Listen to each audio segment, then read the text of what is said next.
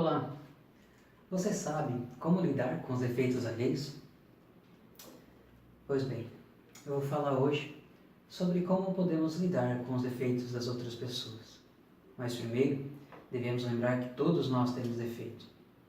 E o que é defeito? Defeito é uma palavra que vem do latim deficere, que significa faltar alguma coisa. Às vezes, nos falta alguma coisa no corpo, falta cabelo, falta dente. Às vezes, pode ser alguma coisa na nossa inteligência, não sabemos tudo de matemática, de gramática ou de física. Mas os defeitos que mais aparecem em nós são os defeitos morais. As nossas ações, elas mostram a nossa maldade ou a nossa falta de bondade. E estes defeitos morais, essas nossas más ações, elas nos humilham e incomodam aqueles que são próximos de nós. Esses defeitos podem ser variados. É a mãe que grita com o filho, que não se levanta pontualmente. É o marido que chega em casa cansado do trabalho e traz um mau humor para dentro de casa. A esposa que duvida do amor do marido porque ele não elogiou o corte de cabelo. É o adolescente orgulhoso que quer justificar a sua rebeldia, pensando que seus pais são antiquados. É o empregado que não sabe disfarçar a sua tristeza porque o seu colega foi promovido e ele não. Ou o patrão que fica reclamando pelo baixo rendimento dos empregados e pelo aumento dos impostos.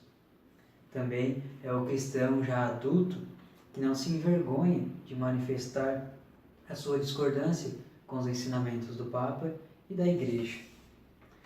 E podemos elencar vários outros defeitos: os mesquinhos, teimosos, os queixumentos, invejosos, os irascíveis, rancorosos, intriguistas, negligentes, indecisos, mentirosos, ingratos, mal educados, os que abusam de autoridade, os covardes e vários outros defeitos.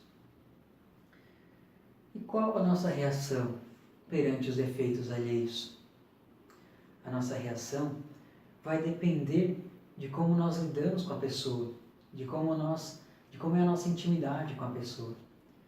Se a pessoa nos é simpatizante, se a pessoa é uma pessoa amiga, nós tendemos a não enxergar o defeito naquela pessoa e até a justificar o defeito que tem. Já quando nós não simpatizamos com uma pessoa, tudo é defeito na pessoa. Até as suas virtudes nós enxergamos como defeitos. Mas por que temos esses defeitos? Por que erramos?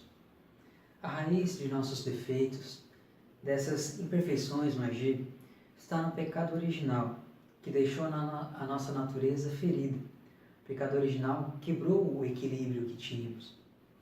Esse pecado gerou na natureza humana algumas inclinações profundas que nos afastam de Deus e nos faz procurarmos a nós mesmos.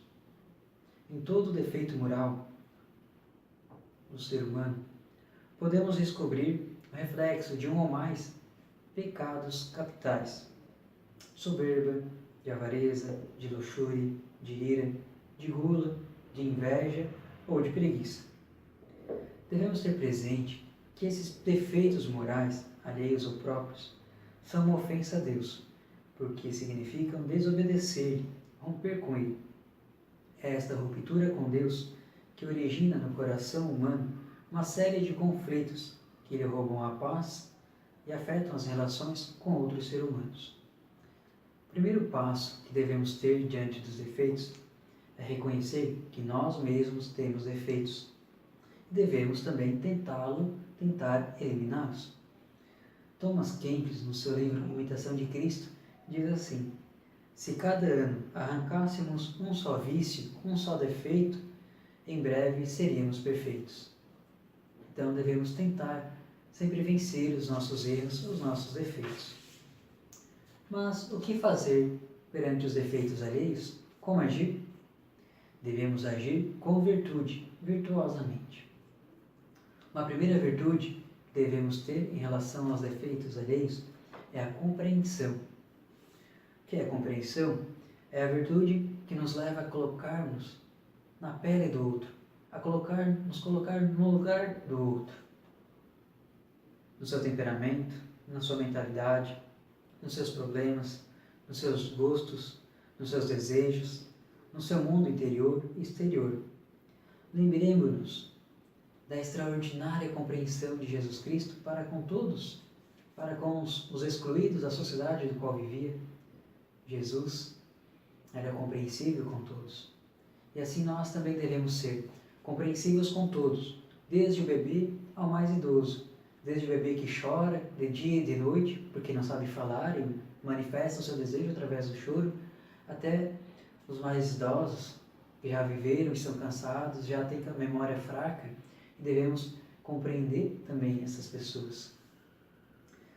Para sabermos ser compreensivos com as pessoas, devemos analisar alguns aspectos, alguns fatores.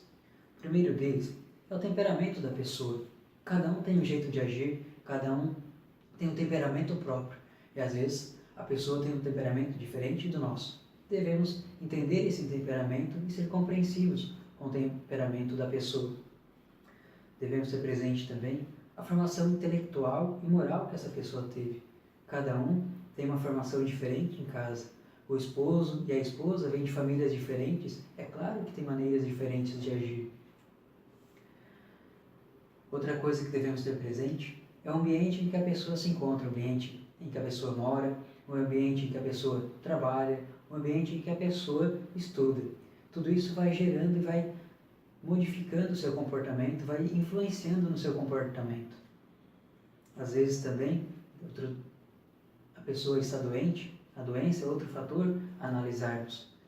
Às vezes, aquele mal-estar que ela nos gerou numa certa situação é por causa de uma doença que ela está passando. Um outro fator a analisarmos é os companheiros e os amigos com que essa pessoa anda. Os companheiros e os amigos também influenciam nas atitudes da pessoa, nas suas tomadas de decisões. Devemos compreender, então, que a pessoa também pode estar tendo aquela atitude, não por conta própria, mas por influência de um amigo, de um companheiro. Nesse caso, devemos também conversar com a pessoa e exortá-la, corrigi-la, dizer que ela não está tendo uma boa companhia. Portanto, então, reflita comigo. Qual a nossa atitude diante das fraquezas do próximo e daqueles que vivem perto de nós?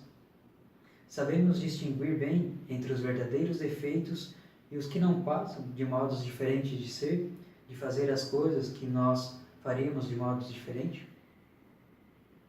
Se cultivarmos a compreensão, saberemos também apreciar a compreensão que os outros têm para cada um de nós e agradecermos a afabilidade e o afeto que manifestam diante a quantidade e qualidade dos nossos defeitos.